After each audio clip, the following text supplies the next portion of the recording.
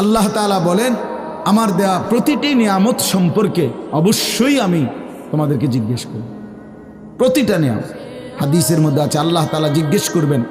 নবী সাল্লাল্লাহু আলাইহি সাল্লাম বলেছেন, আল্লাহ জিজ্ঞেস করবেন, আলাম নসিহ জিসমাক, বান্দা আমি মোট এতদিন তোমার শরীর সুস্থ রাখি নাই, সেইটুকু শুকর কি আদায় করেছো বলো।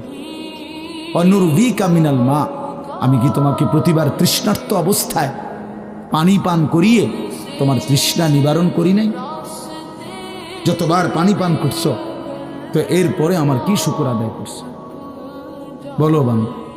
আহা বদনসিব মুসলমান তো আলহামদুলিল্লাহ বলতেও জানে, পানি পান করে সেরা যে একবার আলহামদুলিল্লাহ বলবে এটুকু তো জানে, এটুকু তো জানে।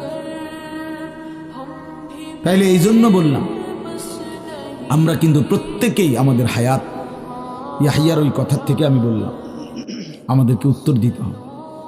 ওয়াকিফুহুম ইন্নাহুম মাসউলুন।